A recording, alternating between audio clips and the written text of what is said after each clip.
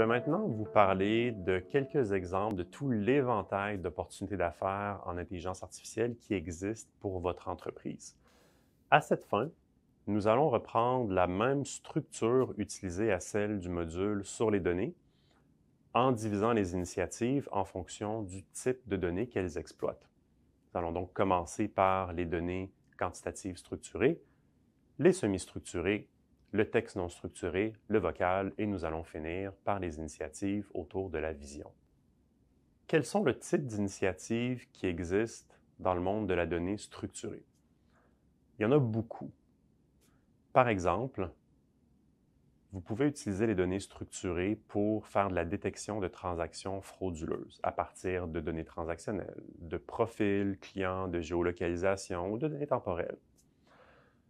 Vous pouvez aussi les utiliser pour des recommandations de produits. Pensez par exemple aux recommandations d'Amazon sur les pages que vous consultez. Finalement, si vous êtes dans le monde de la logistique, du transport, du marketing ou de la vente au détail, vous pouvez utiliser l'intelligence artificielle pour améliorer vos prévisions de vente à partir de votre historique de données météo ou de données sur le trafic, par exemple. Il existe aussi plusieurs opportunités avec les données semi-structurées. Par exemple, la détection de courriels d'hameçonnage.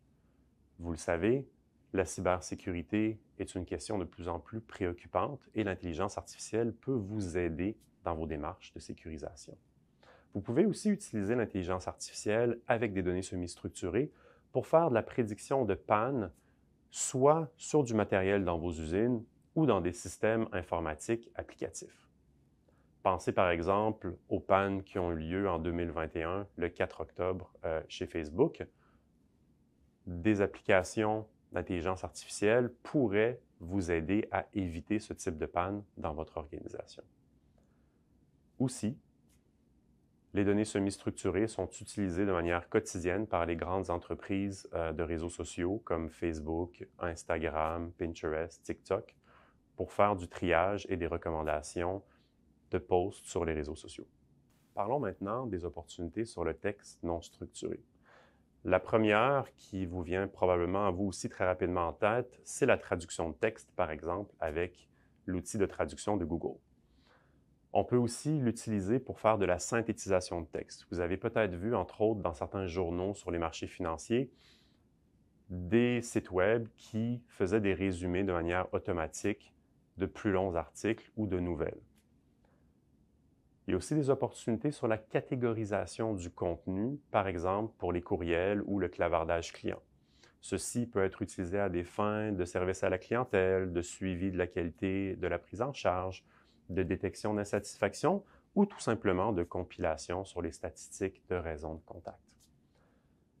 Vous pouvez aussi utiliser ou exploiter vos données texte non structurées pour de l'analyse de conflits dans des clauses contractuelles si vous opérez dans le monde légal ou dans celui de l'approvisionnement.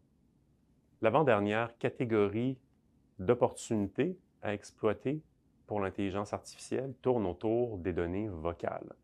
Vous pouvez utiliser vos données vocales pour faire de la transcription d'appels, pour documenter vos appels téléphoniques. Vous pouvez l'utiliser aussi pour faire de l'analyse de satisfaction des clients dans des centres d'appel. Vous pouvez l'utiliser pour faire de l'automatisation vocale d'un menu téléphonique de service ou encore pour de l'identification biométrique afin de remplacer les mots de passe qu'on a tellement tendance à oublier, par exemple par de la reconnaissance de la voix. Finalement, parlons des opportunités autour de la vision. Vous pouvez aussi utiliser la vision, la reconnaissance d'image, la reconnaissance faciale pour de l'identification biométrique et vous pouvez aussi l'utiliser pour de la classification d'objets dans les images. Alors, vous avez à votre disposition tout un éventail d'opportunités IA.